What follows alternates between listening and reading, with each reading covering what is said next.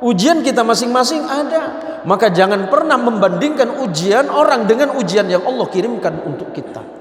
Sebab setiap manusia memiliki kadar keimanannya masing-masing kepada Allah. Maka Allah pasti menurunkan ujian itu. La yukallifullahu nafsan illa wus'aha. Karena tidak mungkin Allah mengirimkan sebuah beban kepada manusia sebelum Allah menguatkan pundaknya untuk menerima beban itu. Maka sekarang kita kembalikan semuanya kepada Allah. Hidup itu sangat mudah dan gampang selagi kita kembalikan urusan itu kepada Allah. Kalau kita tengok kanan kiri, seakan-akan orang yang paling berbahagia di samping rumah kita. Padahal kalau seandainya dia cerita, mungkin masalahnya lebih berat dari urusan kita.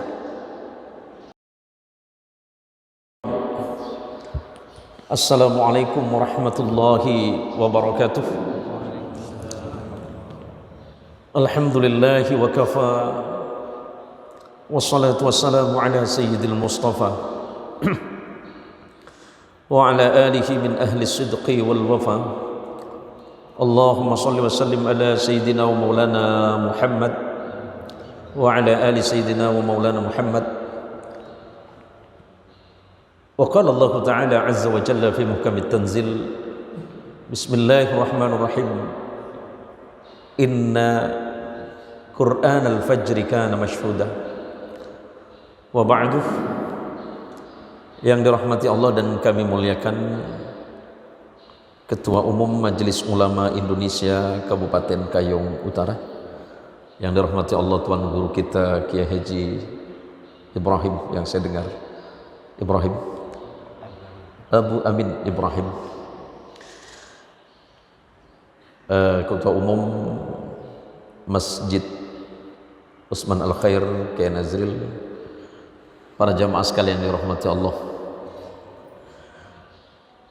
Kita tidak sekedar diundang oleh azan subuh, tetapi kita sedang diundang oleh Allah untuk hadir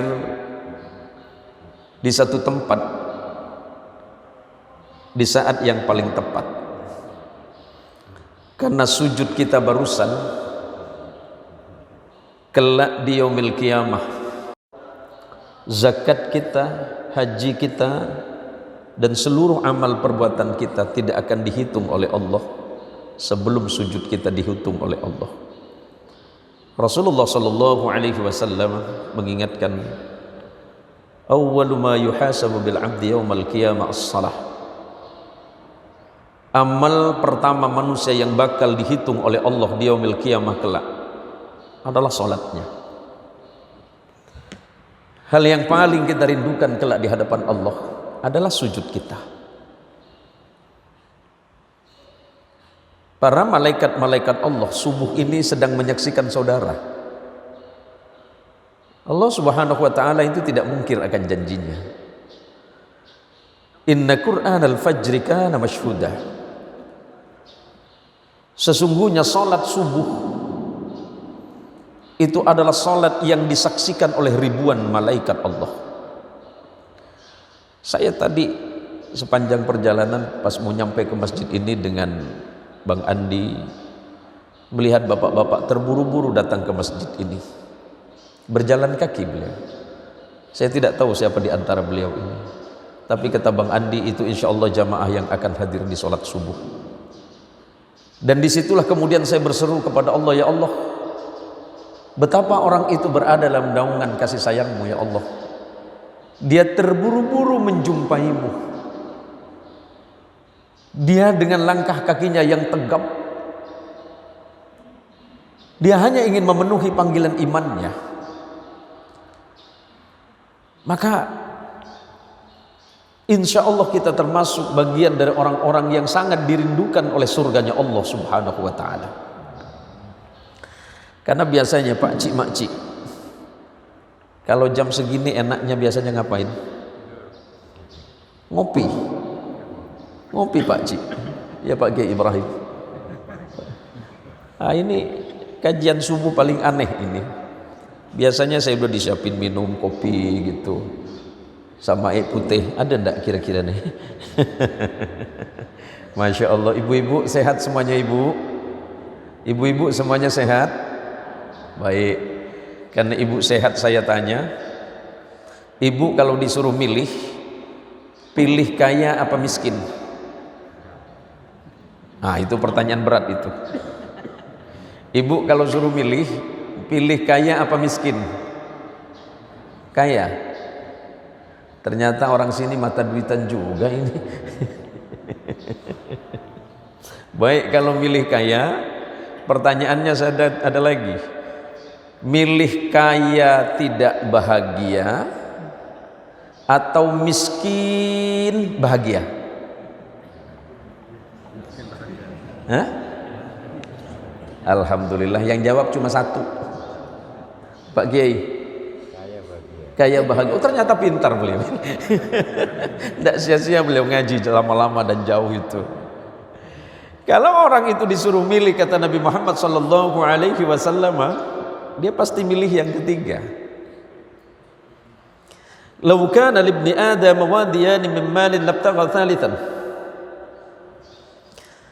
Kalau seandainya manusia itu Allah berikan harta 2 lembah, nih anggap saja Kayong Utara sama Ketapang dikasih sama Ki Nazril, apakah Ki Nazril cukup? Tidak akan cukup. Tidak akan cukup. Labtagha thalithan, dia pasti minta lembah yang ketiga, yang isinya harta semuanya. Terus kata Nabi, apa yang mencukupkan manusia itu? Ma yamlau jawfa ibni Adam illa turab. Tidak akan dapat memenuhi tenggorokan manusia ini, maksudnya hawa nafsunya, tidak akan mencukupi keinginan hidupnya illa turab, melainkan tanah. Maksudnya apa? Takwilul haditsnya, orang itu selagi dia masih hidup, dia tidak akan pernah puas atas pemberian Allah. Dia tidak akan pernah cukup atas apapun yang Allah tetapkan dalam hidupnya. Dia pasti minta lagi dan lagi. Kecuali dia sudah mati, kata Nabi. Allahumma sholli ala Muhammad. Allahumma sholli ala Sayyidina Muhammad. Nah, di subuh yang berbahagia ini, marilah kita berharap kepada Allah. Mudah-mudahan kita termasuk hamba-hamba Allah yang kelak bersama-sama menghadap kepada Allah bersama Rasulullah Muhammadin sallallahu alaihi wasallam. Suatu hari ada sahabat Nabi yang bernama Abdullah bin Umar.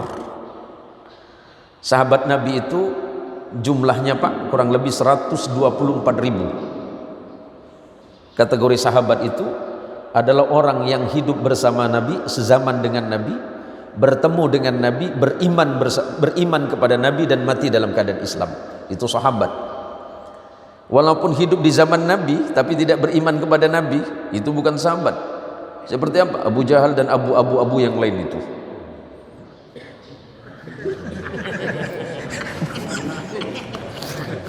Saya bukan menyebut beliau, Pak. Cuma saja beliau melihat saya gitu. Mohon maaf Pak Kiai. Saya juga sebenarnya begitu Pak Kiai, karena anak saya itu yang paling kecil namanya Ziyad. Jadi biasanya teman-teman manggil saya Abu Ziyad. Saya bilang jangan, nanti kena Abu Jahal. Suatu hari ada sahabat Nabi yang paling cerdas dalam bidang ilmu fikih, namanya Abdullah bin Umar. Abdullah bin Umar itu putra sahabat Umar bin Khattab. Apa kata sahabat Ibnu Umar? Akhadha Rasulullah Muhammadin sallallahu alaihi wasallam bimangkibi. Pada suatu masa Nabi menyentuh atau memegang pundakku. Waqal, dan kemudian Rasulullah bersabda sambil ditepuk, ya Ibnu Umar, wahai Ibnu Umar, kun fid dunya ka'annaka gharibun aw 'abiru sabilin. Hiduplah engkau di dunia ini seperti orang asing atau seperti orang yang sedang melintasi jalan. Artinya apa? Kita hidup di dunia ini tidak lama. Kalau boleh saya tanya, Tuan Haji sudah berapa usianya? Rasulullah wafat umur berapa? lewat sepertinya beliau. Bonusnya luar biasa. Orang yang paling baik itu, kata Nabi ketika ditanya oleh sahabat, ya Rasulullah, orang paling baik itu siapa ya Rasulullah? Man tala umuruhu wa hasuna amaluhu. Orang yang paling baik di atas bumi ini yang panjang usianya dan baik amalnya. Terus yang paling buruk siapa ya Rasulullah? Yang panjang umurnya, buruk perangainya. Sholat tak mau, diajak berpuasa, kata orang Pontianak, buka gendang tutup gendang, tanggal 1 puasa, tanggal 29 baru puasa lagi, di tengah bolong. Zaman dulu tahun 70-80, tahun 90 terakhir, puasa di Pontianak itu banyak yang puasa cuma kaki, muka tak nampak. Rupa jam 12, jam 11 siang, saya tanya dengan Pak Cik, kenapa Pak Cik ni tak puasa? Bukan tak puasa Tuan Guru, tadi saya puasa sebenarnya dari pagi. Ngapa pula? Saya tengok di belakang tu masih banyak makanan. Terus kata Nabi tak boleh melepaskan makanan. Maksudnya mubazir, kata dia. Oh, punya dalil seorang awak ya. Jadi kata Rasulullah, kun fid dunya ka'annaka gharibun aw abiru sabilin. Hidup di dunia ini Ibnu Umar jangan lama-lama. Karena kamu di sini enggak lama. Kamu ini orang asing di bumi ini. Tempatmu bukan di sini Ibnu Umar, tempatmu nanti di akhirat. Di dunia ini engkau sementara. Lamanya engkau hidup di dunia ini seperti orang yang sedang melintasi jalan. Cepat sekali hilang dari pandangan mata kita. Kita kan tidak tahu selepas sholat subuh ini, tiba-tiba nanti jam 7 ada pengumuman di masjid, inna lillahi wa inna ilaihi raji'un, Kiai Nazril Hijar. Belum selesai Pak. belum selesai. Kiai Nazril Hijar menyampaikan kepada kami bahwa Kiai Abu Amin ini kan kita tidak tahu ini masih hidup 100 tahun lagi gitu. Allahumma sholli ala Muhammad. Ini Pak, maka kata Nabi, jangan lama-lama engkau hidup, karena suatu hari Nabi Ibrahim alaihi salatu wassalam, Nabi Ibrahim itu kan usianya sepuh, tapi masih minta lagi sama Allah, ya Allah, boleh tidak saya minta satu permintaan? Apa itu Ibrahim? Panjangkan umur saya lagi. Berapa engkau minta? Terserah kepadamu ya Allah. Dan Allah mengabulkan permintaannya. Tapi sebelum aku kabulkan, kata Allah, lihat dulu.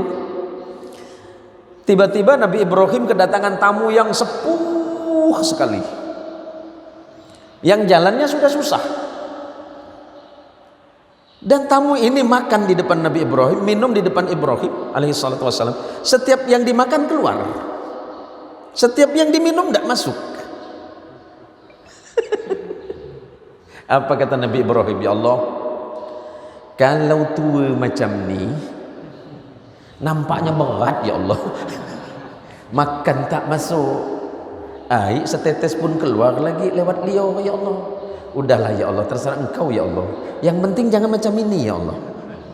Beliau tadi minta 100 tahun lagi. Maka kemudian Ibnu Umar radhiyallahu anhu berkata, Idza amsayta fala tantadhir as-sabah. Ketika datang kepadamu waktu sore, jangan kau berpikir bahwa subuh engkau masih hidup. Wa idza asbahta fala tantadhir al-masa. Ketika subuh datang kepadamu, ini subuh untuk kita nih, subuh kita nih. Apakah kita berpikir bahwa nanti sore kita masih hidup? Jangan. Jangan berpikir seperti itu, kata Ibnu Umar. Hidupmu cepat. Waktu kita ini berlalu begitu cepatnya. Ini Ramadan, baru kemarin rasanya kita tanggal 1 Ramadan. Dan atas izin Allah, qadarullah, hari ini hari ke-18. Sisa waktu kita sedikit. Kita bukan tempat berleha-leha di dunia ini. Karena masa untuk kita berpuasa, kita tidak tahu apakah ini puasa yang terakhir hari ini. Maka kata Ibnu Umar, beliau melanjutkan, khud sihataka limaradik. Ambil kesempatan sehatmu sebelum kau sakit. Allah kasih kita luar biasa banyak hal, pakcik makcik, tuan-tuan dan perempuan-puan. Nah, kenapa saya pakai bahasa Malaysia semenanjung ini, Pak? Karena saya biasa di ujung bulan, di setiap akhir bulan itu saya ke Malaysia. Kajian maghrib sama subuh biasa 1 minggu dan 10 hari di beberapa masjid. Awal mula di sana tuan guru mereka kira saya ini orang Malaysia. Ya, karena memang sebelum berangkat saya dibelikan peci macam punya tuan guru. Ini nampaknya punya saya ini tuan guru ini. Jadi mereka tanya, 1 hari pertama mereka kaget karena baru saya sampai 1 hari di sana, saya dikirain orang Malaysia. Mereka tanya, tuan guru orang Malaikah? Orang Malaysia? Saya mau jawab orang Malaysia, saya orang Pontianak pula. Tak dijawab orang Malay nanti masalah. Iya, saya bilang. Ngapa pula begitu? Cakap tuan guru ini persis banget, persis betul dengan cakap orang Kuala Lumpur. Betul. Oh, yalah, alhamdulillah macam tu. Dia tak tahu, Pak. Tuan guru 4 bulan sebelum berangkat Malaysia saya nonton film Upin Ipin. 4 bulan saya. Wah, ini bahaya nih, negara orang salah cakap bahaya nih. Karena mohon izin ini hanya guyon saja. Ternyata di Malaysia itu yang harus dihindari dari bahasa Malaysia, bahasa kita itu satu, membutuhkan. Nah, tak usah diterjemahkan lagi lah. Paham semua itu. Jangan tengok-tengok lagi. Akhirnya saya dipegang sama panitia, tuan guru, nah, sini tak boleh menggunakan membutuhkan. Apa? Memerlukan. Oh, nanti balik mikir di rumah apa ya kata tuan guru tadi itu. Jadi kata Ibnu Umar, ambil kesempatanmu mumpung kau masih sehat sebelum kau sakit. Wa khudh hayataka limautika. Ambil masa hidupmu sebelum engkau dimatikan oleh Allah. Ini menjadi peringatan penting untuk kita semuanya, para tuan-tuan yang dirahmati Allah, para ibu-ibu, para makcik-pakcik yang berbahagia. Saya sangat berbahagia dan bergembira hati bisa hadir di subuh akbar Masjid Agung Utsman Al-Khair. Mudah-mudahan yang menginfakkan hartanya untuk masjid ini kelak dibangunkan istana terbaik di sisi Allah Subhanahu wa taala. Ada sahabat Nabi namanya Utsman bin Affan. Sahabat Utsman bin Affan ini salah satu sahabat yang sampai hari ini rekeningnya itu masih ada. Sudah wafat 1400 tahun yang lalu, tapi rekening beliau masih ada. Namanya atas nama Utsman bin Affan. Dan itu rekening tertua di atas dunia ini. Apa kelebihan Utsman bin Affan radhiyallahu anhu ardah? Utsman bin Affan ini orang kaya. Nah, ini tadi pertanyaan itu. Ternyata kaya itu boleh. Yang tidak boleh itu miskin tapi sombong. Ada orang takut, wah aku takut kaya. Kenapa takut kaya? Nanti kalau kaya aku sombong. Enggak. Jangan takut kaya.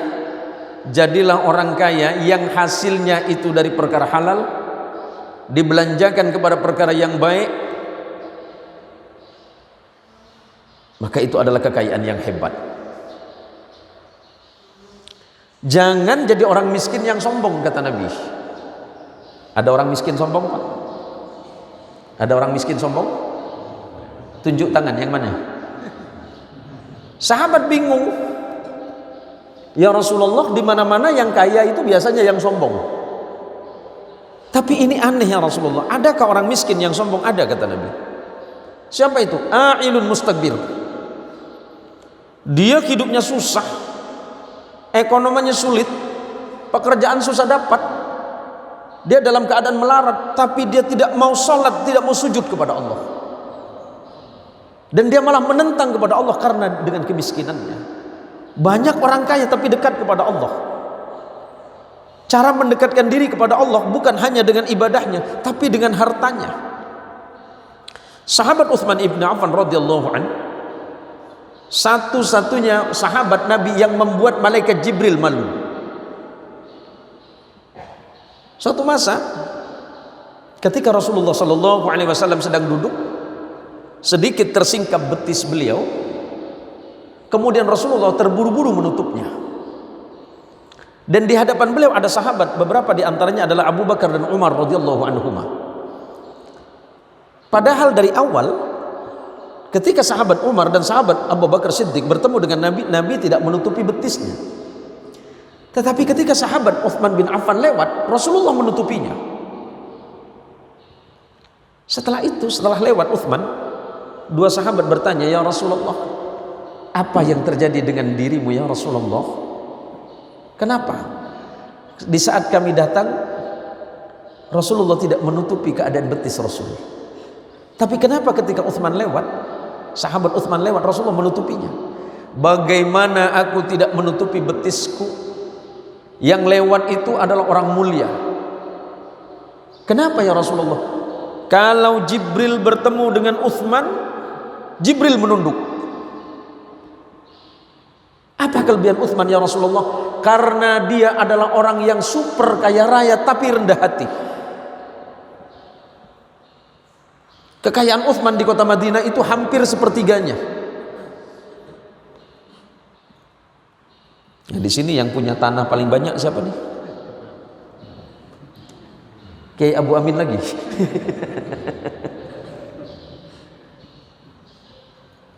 Utsman itu radhiyallahu anhu itu kaya raya, Pak. Tapi hatinya menunduk. Pakaiannya paling necis. Tidak ada pakaian yang indah selain pakaiannya Utsman. Tapi Utsman itu sikapnya subhanallah. Hampir kalau bertemu dengan orang lain dia tidak pernah memandang wajah orang lain kecuali kepada Nabi sallallahu alaihi wasallam. Kenapa? Lembut hatinya. Dia tidak memandang harta yang dimiliki miliknya. Tapi itu adalah titipan Allah. Hidup kita ini titipan dari Allah. Badan kita ini titipan dari Allah. Harta yang paling kita cintai titipan Allah. Istri yang paling kita sayangi titipan Allah. Tadi malam saya di Surau Al-Mahdiyah. Saya sudah tanya sama ibu-ibu,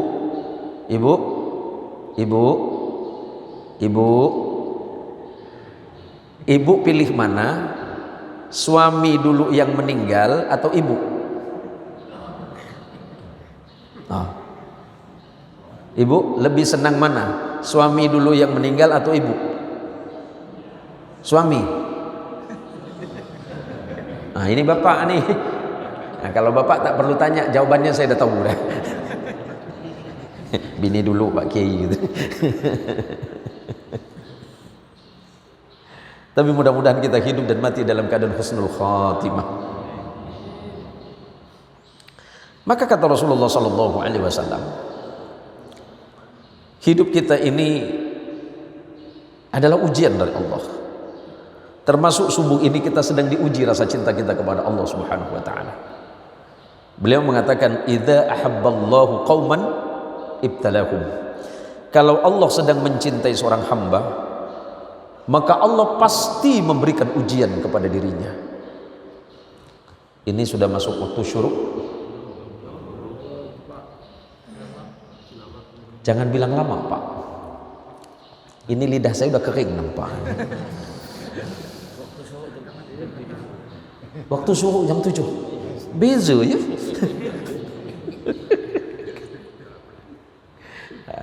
Kalau syuruknya di Al-Mahdi jam berapa?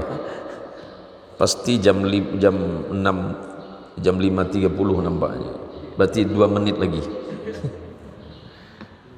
Para jamaah yang dirahmati Allah Subhanahu wa taala, setiap langkah kaki kita, setiap tatapan mata kita, ucapan kita, dan apa yang kita lakukan pada hari ini sedang dilihat oleh Allah Subhanahu wa taala. Tadi malam saya sudah sampaikan, majtama'a qaumun fi baitin min buyutillah yatluna kitaballah wa yatadarasunahu bainahum illa nazalat alaihimus sakinah.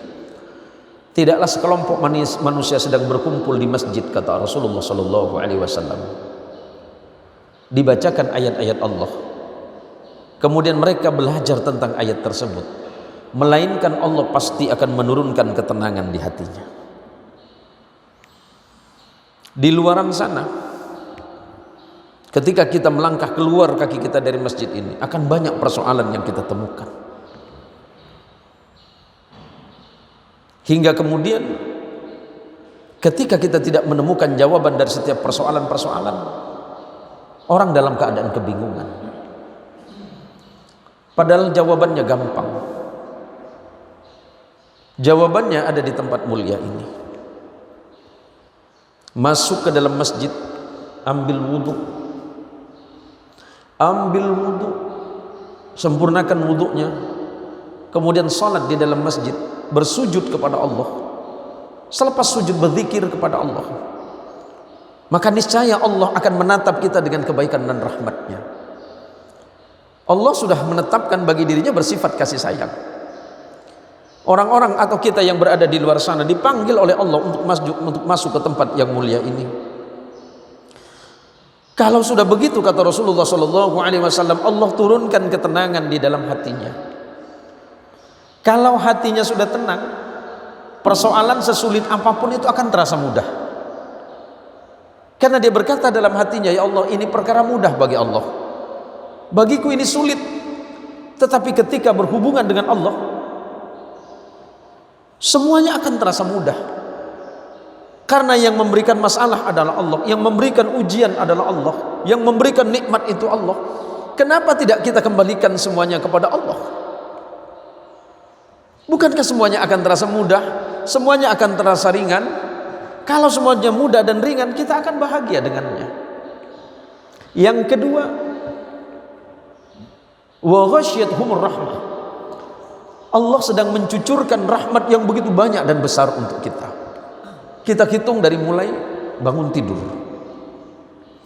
Disunnahkan oleh Nabi sallallahu alaihi wasallam bangun tidur itu ucapkan alhamdulillahilladzi ahyana ba'dama amatana wa ilaikin nusyur.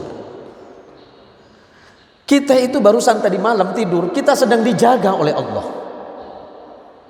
Tidur kita dijaga oleh Allah melalui penjagaan malaikat. Bangun dari tidur, kita masih bisa bernafas dengan normal tanpa alat bantu di rumah sakit, itu nikmat besar.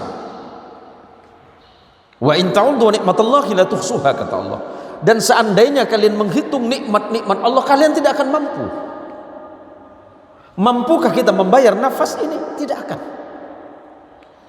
Sedikit pun kita tidak akan mampu membayar nafas yang Allah tiupkan untuk kita. Kemudian mata dapat melihat dengan baik tanpa alat bantu. Turun dari tempat tidur, kaki bisa melangkah dengan baik, tidak ada penyakit. Rahmat dan nikmat besar dari Allah. Melangkah ke masjid, sehat normal, nikmat besar dari Allah. Wa ghasyiyatuhumur rahmah. Allah berikan rahmat yang banyak untuk kita semuanya. Suami yang baik, istri yang baik, keturunan yang baik, rezeki yang baik, itu nikmat besar. Yang ketiga yang akan kita dapatkan di majlis yang mulia ini, wa khaffathumul malaikah. Allah tengah melindungi kita melalui malaikat-malaikat Allah. Malaikat-malaikat Allah sedang melindungi kita. Malaikat rahmannya Allah datang mencatat satu persatu, wahai fulan bin fulan, kamu hadir subuh ini, walaupun susah payah engkau dari rumah, terkantuk-kantuk engkau berangkat, karena kalau sudah masuk masjid itu konon katanya kawan-kawan, tempat yang paling nyaman buat tidur itu masjid. Tengok nanti hari Jumat, yang dicari apa Pak? Tiang. Nyandar satu-satu, 2 menit normal, 3 menit lenyap. Ditanya dengan kawan, udah sholat Jumat ke? Itulah saya bingung kata dia. Sholat Jumat di Masjid Al Khair ini tidak ada khutbahnya kata dia. Bukan tak ada khutbah, awak telap. Khutbah selesai, awak bawa bangun, langsung sholat Jumat. Yang ketiga, yang keempat, wa dzakarakumullahu fi man indahu. Kita ini sedang dibicarakan oleh malaikat, Pak. Diobrolin oleh malaikat. Malaikat-malaikat yang ada di sisi arsy Allah. Malaikat yang ada di langit, malaikat yang ada di bumi sedang membicarakan kita semuanya. Ya Allah, kata malaikat, alangkah bahagianya orang ini, mulai dari tadi subuh, sebelum subuh jam 2 dia bangun, sujud kepada Allah, ambil air wudu, sujud, lepas sujud kepada Allah dia ambil Al-Quran, dia baca Al-Quran dengan tartil. Nah ini penting Pak, di mana-mana saya sampaikan, mumpung kita masih sehat dan kuat, kita punya guru-guru yang baik, terutama guru-guru ilmu Al-Quran, berkaitan dengan nuzulul Quran, karena kita masih dalam suasana nuzulul Quran. Jangan pernah malu untuk belajar Quran. Tadi malam Ki Nazril ada cerita beberapa hal dengan saya tentang Quran itu. Manfaat Quran itu luar biasa Pak, dan nikmat Quran itu luar biasa. Ketika saya ditanya oleh sahabat-sahabat dan teman-teman saya, mulai dari kecil sampai sekarang, mereka bertanya, teman, daya ingat dan hafalanmu baik kata. Alhamdulillah saya jawab seperti itu. Kata kuncinya apa?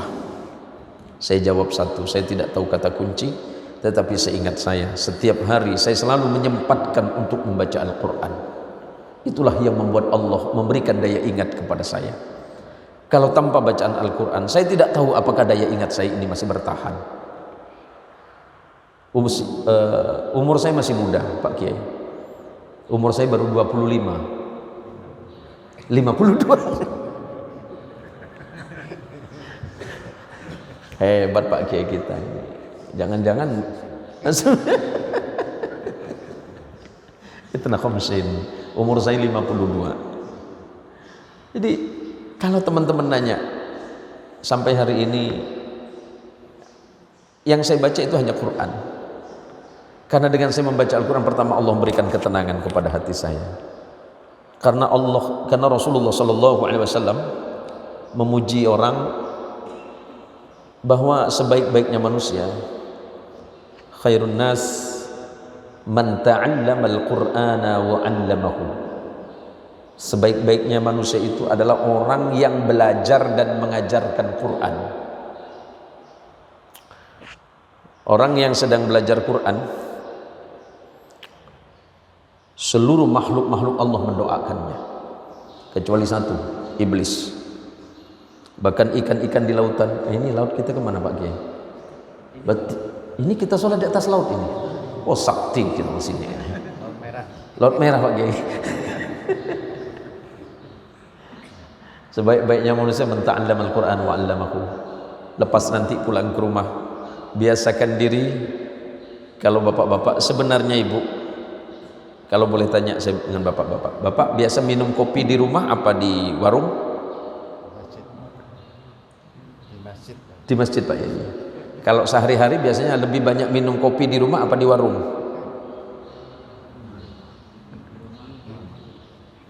Serius. Karena saya tengok nampak bapak tak balik-balik dari warung. Tenang saja Pak. Salah satu ujian yang membuat bapak jadi wali itu istri Pak. Ada salah seorang wali itu menjadi wali Allah itu karena dia peka. Ngapa pula peka? Karena tiap hari istrinya ngomel. Kalau punya istri cerewet mestinya syukur sama Allah. Pertama ujian kesabaran. Ujian kesabaran. Siapa bilang istrinya para nabi tidak ada yang cerewet? Istrinya Nabi Ismail itu salah satunya. Istrinya Nabi Ismail itu salah satu istri yang cerewet, yang kemudian Nabi Allah Ismail ngadu sama ayahnya, wahai ayah, istriku ini malah ngomel terus. Nah, istri awak macam mana? Aman.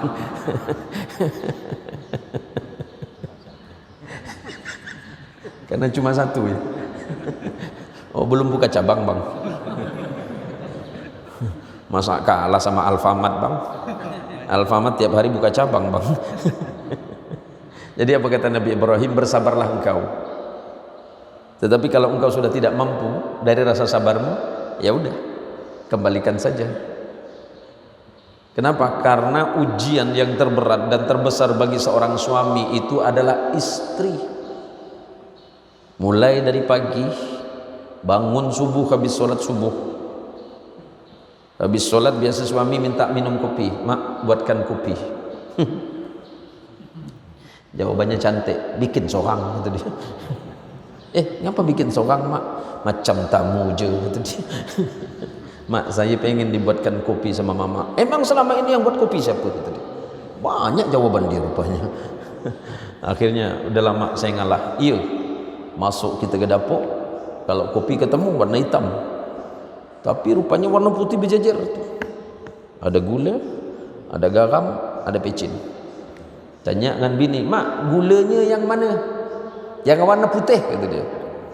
Ini 3 putih semua ni, mak. Dah, jangan pura-pura, kata bini. Macam HP Kiai Nazril lah, kata dia. Apa pula dengan HP Kiai Nazril? Padahal namanya Siti, di situ kan kasih nama Joni, kata dia. Sama dengan garam, itu gula tuh saya kasih nama garam tuh, kata dia. Kenapa ujian terbesar kita? Karena para nabi-nabi terdahulu itu ujiannya adalah istri-istri. Nabi Nuh alaihi salatu wassalam, ternyata istrinya tidak beriman kepada Allah. Nabi Lut sama tidak beriman kepada Allah, istrinya itu. Istri Nabi Muhammad saling mencemburui. Apakah kita berpikir bahwa istri Nabi itu tidak berebutan tempat di sisi Nabi? Kalau bukan seandainya Nabi Muhammad sallallahu alaihi wasallam yang menjadi suami di tengah ummahatul mukminin, di antara istri-istri salihah Rasulullah itu tentu akan kesulitan. Satu sama lain saling pengen dapat tempat di hati Rasulullah, pengen dapat tempat di sisi Rasulullah sallallahu alaihi wasallam. Sampai suatu masa, sudah habis ya. Sampai satu masa Siti Aisyah radhiyallahu anha, salah satu istri Rasulullah yang masih gadis perawan, mencemburui salah satu istri Nabi yang bernama Safiyah binti Huyai. Safiyah binti Huyai itu anaknya Huyai bin Akhtab. Huyai bin Akhtab itu seorang Yahudi. Berarti Safiyah adalah anak dari seorang Yahudi yang kemudian dinikahi oleh Nabi dan masuk Islam kemudian dinikahi. Safiyah binti Huyai. Apa kata Aisyah? Safiyah ini cantik, tapi perawakannya tidak tinggi. Suatu hari Nabi keceplosan memuji Safiyah di depan Aisyah. Safiyah itu begini, kata Nabi. Aisyah cemburu. Dan apa kata Aisyah? Cantik sih cantik, tapi pendek, kata dia.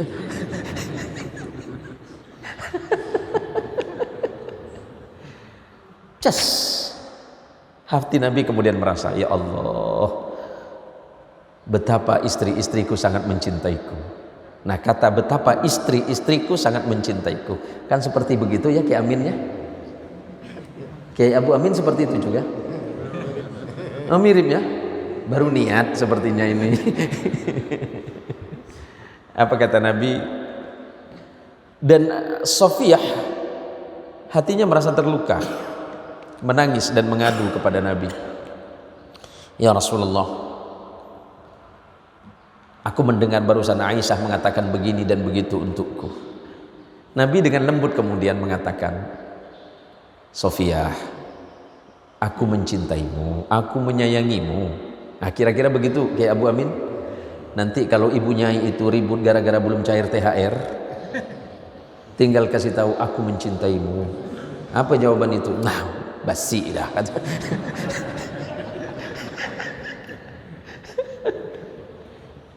Wahai Sofiyah, aku mencintaimu karena Allah. Dan kamu jangan kecil hati, karena engkau adalah keturunan para nabi-nabi dari Bani Israel. Karena jalur nasabnya itu sebenarnya keturunan nabi-nabi dari Bani Israel. Nah, mendengar ucapan itu, Safiyah merasa terhibur dan kemudian tidak bersedih hati lagi mendengar ucapan dari Aisyah. Nah, bagaimana dengan istri kita? Istri kita itu adalah ujian bagi kita. Coba, saya sekitar 3 tahun yang lalu, Ibu, istri saya orang Jawa Barat, kami menikah 23 tahun yang lalu.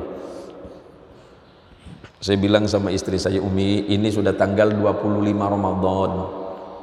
Apakah Umi tidak mau ke pasar seperti ibu-ibu yang lain? Ibu-ibu pada belanja semua itu untuk kebutuhan lebaran. Siapa tahu Umi mau beli baju baru. Jawabannya enak. Nggak perlu, Bi.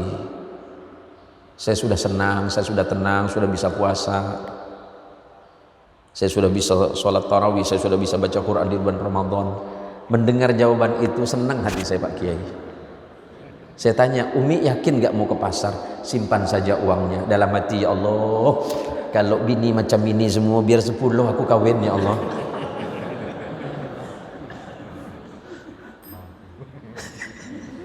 Itu hari pertama, Pak Kiai. Masalahnya muncul di hari ketiga. Sore-sore nunggu azan maghrib. Tak lama sepeda motor berhenti depan rumah Pak Kiai. Paket.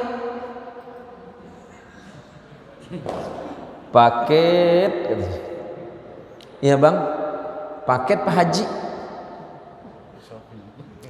Dari mana? Shopee. Atas nama siapa Bang? Atas nama Ibu Mia Sumiati Ja'far. Bini gue nih.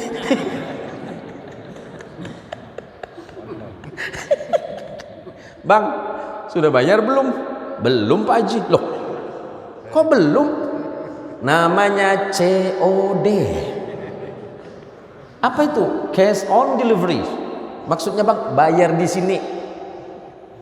Alhamdulillah ya Allah, 3 hari saya puji Bu ini dan hari ini hilang pujian itu ya Allah.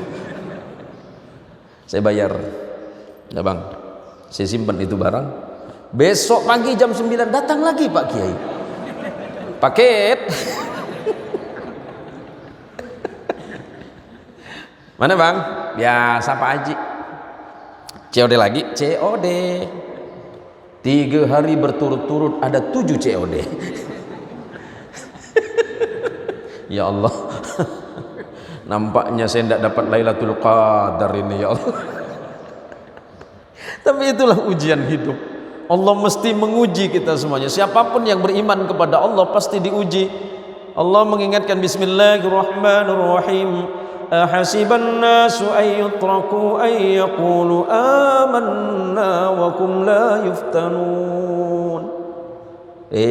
Jamaah Masjid Usman Al Khair, apakah kalian mengira dan menyangka setelah kalian mengucapkan amanna, aku beriman kepada Allah, aku yakin kepada Allah, aku tidak akan lepas dari jalan Allah, Allah akan meninggalkan kalian? Enggak, kata Allah. Para imam-imam, apakah Allah akan melepaskan? Enggak. Para kiai? Enggak. Ujiannya belum datang, kata Allah. Wa hum la yuftanun, mereka belum diuji sama Allah. Ujian kita tidak sama. Kiai Nazril Hijar sebagai asisten 1, ini sarjana agama kan? Kok bisa jadi asisten 1? Sakti ini. Tersesat di jalan yang benar rupanya. Ujian beliau ada, ujian Ki Abu Amin ada, ujian kita masing-masing ada. maka jangan pernah membandingkan ujian orang dengan ujian yang Allah kirimkan untuk kita. Sebab setiap manusia memiliki kadar keimanannya masing-masing kepada Allah, maka Allah pasti menurunkan ujian itu. La yukallifullahu nafsan illa wus'aha. Karena tidak mungkin Allah mengirimkan sebuah beban kepada manusia sebelum Allah menguatkan pundaknya untuk menerima beban itu. Maka sekarang kita kembalikan semuanya kepada Allah. Hidup itu sangat mudah dan gampang selagi kita kembalikan urusan itu kepada Allah. Kalau kita tengok kanan kiri, seakan-akan orang yang paling berbahagia di samping rumah kita. Padahal kalau seandainya dia cerita, mungkin masalahnya lebih berat dari urusan kita. Nih ketua surau Al-Mahdi, kalau mau cerita, mungkin masalahnya lebih besar. Tetapi beliau hanya cerita sama Allah. Malam-malam sujud pada Allah, ya Allah, saya menghadapi persoalan ya Allah, saya menghadapi banyak macam masalah ujian ya Allah, sepertinya saya tidak sanggup ya Allah, aku kembalikan kepadamu ya Allah. Karena manusia diberikan keterbatasan oleh Allah, dan yang sempurna itu Allah. Ketika kita sudah tidak mampu dalam posisi itu, kenapa tidak kita kembalikan kepada Allah? Maka kata Allah sebagai penutup, di atas bisa dibaca Bismillahirrahmanirrahim, wasta'inu bis sabri was salah. Terus wa innaha lakabiratun illa 'alal khashiin alladzina yadhunnuna annahum mulaqu rabbihim wa annahum ilaihi raji'un. Kalau kau punya masalah sama Allah, kalau engkau punya persoalan hidup, minta tolonglah kepada Allah. Wasta'inu bis sabri, pertama bersabarlah. Karena ujian itu datang dari Allah dan semuanya pasti akan kembali kepada Allah. Dengan bersabar, maka Allah akan berikan jalan keluar. Yang kedua, salat, sujudmu. Tapi dua hal ini kata Allah, dan salat itu wa innaha lakabiratun, salat itu berat. Buktinya, kalau sholat hari-hari biasa di kampung saya itu paling kuat 3 shaf, paling kuat 3 shaf. Karena memang ada 2 sholat yang sangat berat kata Nabi, disebut dengan sholatul bardaini, sholat dingin yang sangat berat. Apa itu? Asar sama subuh. Kenapa disebut dengan sholat dingin? Karena selepas duhur matahari mulai dingin, maka disebut dengan sholat dingin. Itu asar dan subuh. Itu sholat yang berat.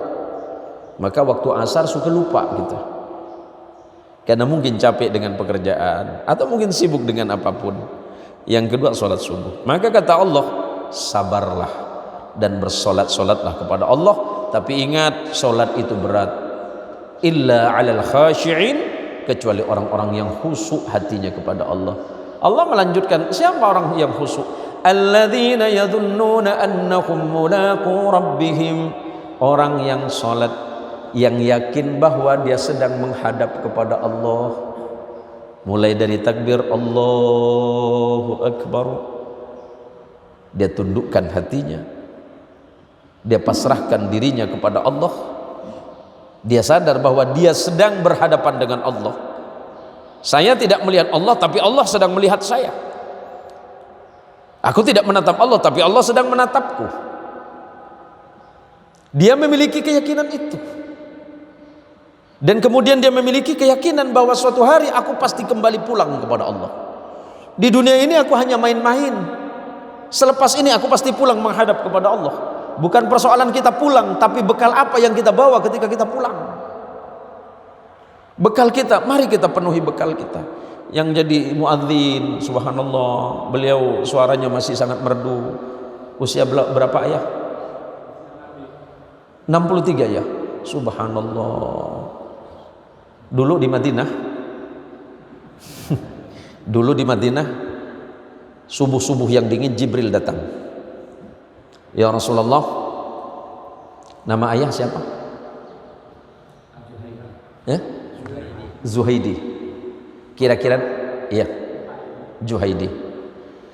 Kira-kira seperti inilah. Ya Rasulullah, itu yang azan di masjid, azan subuh. Kenapa kata Nabi?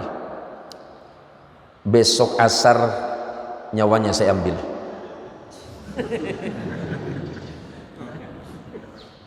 Kaget Nabi.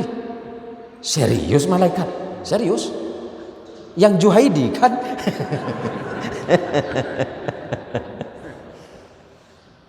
Ya pokoknya yang azan itu ya Rasulullah. Yang azan itu. Asar besok saya ambil nyawanya. Tapi tenang ya, tenang aja dulu. Mudah-mudahan bukan Juhaidi yang ini. Terus kenapa? Ya pokoknya lihat aja ya Rasulullah. Ketika Rasulullah datang ke masjid, orang pertama yang dilihat oleh Nabi yang tukang azan tadi. Ya Allah, engkau azannya tinggal duhur, kata Nabi. Dan waktu itu berlalu begitu cepat. Sampai ketika azan duhur, nanti ayah azan lagi enggak duhur? Azan lagi duhur enggak? Ketika azan duhur, malaikat Rasulullah berkata, ya Allah, ini adalah azannya yang terakhir. Ini nampaknya tidak datang duhur nanti ini. Dan ketika azan asar, Rasulullah kaget. Ternyata ucapan malaikat tidak tepat. Ternyata yang bernama ayah Juhaidi azan lagi. Ya Allah, kata Rasulullah, tumben-tumbenan malaikat ini. Bukan bual ya. Meleset, kata Nabi. Tapi selepas sholat asar, Rasulullah segera memanggil malaikat. Ya malaikat, ya Rasulullah, sa'dik wa labbaik wa sa'dik. Tadi subuh kamu cerita yang tukang azan itu, kok azan lagi, kata Nabi. Iya ya Rasulullah, sebenarnya tadi menjelang sholat asar sesuai dengan perintah Allah, aku turun untuk menemui orang itu dan aku akan mengambil nyawanya. Tapi ternyata aku menemukan orang ini, yang tukang azan ini, sebelum berangkat masjid, dia sedang bersilaturahim kepada saudaranya. Ketika akan saya cabut dan turun perintah dari Allah, ya malaikat, wahai malaikat, tunda dulu. Dan aku berikan keberkahan umurnya 83 tahun lagi. 63 tambah 83 berapa? 100? Enggak ketuaan tuh. Maka kemudian dalam hadis yang berbeda, Rasul sallallahu alaihi wasallam menyatakan, man ahabba ayyubsata lahu fi rizqihi wa yunsa lahu min atharihi falyasil rahimahu. Barang siapa yang dia cinta ketika Allah meluaskan rezekinya dan Allah panjangkan umurnya, maka sering-seringlah kalian bersilaturahim. Pagi ini selepas sholat subuh, kemudian kita bertemu, kita duduk bersama-sama di majelis ilmu bersilaturahim, dan mudah-mudahan silaturahim ini menjadi bekal kita menghadap kepada Allah Subhanahu wa taala. Semoga usia kita semuanya dipanjangkan oleh Allah dalam keadaan iman dan Islam, membawa ketakwaan yang terbaik di sisi Allah Subhanahu wa taala. Dan saya terima kasih kepada Bang Andi. Makasih Bang Andi yang sudah menjadwalkan saya di tempat ini bersama Ken Nazril Hijar. Dan kenapa dari tadi tangan saya begini, Pak? Karena saya pakai cincin, Pak. 2. Dan itu pemberian Bang Andi. Ada lagi, Bang? Masya Allah, beliau itu orang baik, Pak. Kemana-mana saya dikawal terus selama perjalanan. Pak Kiai posisi di mana, Pak? Wah, kemarin saya sempat delay 2 jam. Terbang berapa menit, ada turbulensi sedikit, deg-deg. Asisten saya nanya, ini ada apa, Pak? Tenang, ini sopir tembak, sih, Pak. Sopir baru belajar ini. Tapi alhamdulillah, mudah-mudahan pertemuan subuh kita ini menjadi silaturahim terbaik kita di antara sama orang-orang beriman. Sebab kata Nabi, la tahqiranna minal ma'rufi syai'an walau antalqa akhaka biwajhin thariq. Jangan meremehkan ibadah, jangan meremehkan amaliyah kecil yang kelihatannya sangat kecil. Apa itu ya Rasulullah? Bertemu dengan saudaramu membawa senyum kebahagiaan. Kiai Abu Amin ketemu dengan saya senyum, ahli surga beliau, ahli surga. Jangan amin terus Pak Kiai. Ahli surga, sebab orang-orang yang ahli surga bertemu dengan yang lain selalu bergembira. Jangan nanti mak, jangan ketemu lagi malah mengot ya. Ditanyakan lagi apa mak? Oh bilu ya. Apanya mak? Udah tanggal berapa dah? Hilal THR belum nampak. Sabar mak dan tenang, insya Allah rezeki Allah tidak akan meleset. Terima kasih atas pertemuan ini. Semoga Allah merahmati kita semuanya. Dan ilmu yang saya sampaikan semata-mata itu hak dari Allah, bukan karena kepintaran saya, bukan karena pengetahuan saya, enggak. Saya hanya sekedar menyampaikan apa yang saya sampaikan karena atas izin Allah dan perkenannya para jamaah. Terima kasih saya sudah bisa diperkenankan bertemu di masjid yang mulia ini. Mudah-mudahan masjid ini menjadi saksi kita di yaumil qiyamah nanti. Amin ya rabbal alamin. Pada Kiai Abu Amin, Kiai Nazril Hijar, dan kiai-kiai yang lain, tuan guru yang lain, saya ucapkan terima kasih. Mudah-mudahan Allah senantiasa bersama kita, hidup dan mati kita, dan kelak kita dimatikan dalam keadaan husnul khatimah, membaca kalimat la ilaha illallah Muhammadur Rasulullah. La ilaha illallah Muhammadur Rasulullah. La ilaha illallah Muhammadur Rasulullah. La ilaha illallah Muhammadur Rasulullah. Allahumma salli ala Sayyidina Muhammad. Hadanallahu wa iyyakum ajma'in. Wallahul muwaffiq ila aqwamit thariq. Thumma assalamu alaikum warahmatullahi wabarakatuh.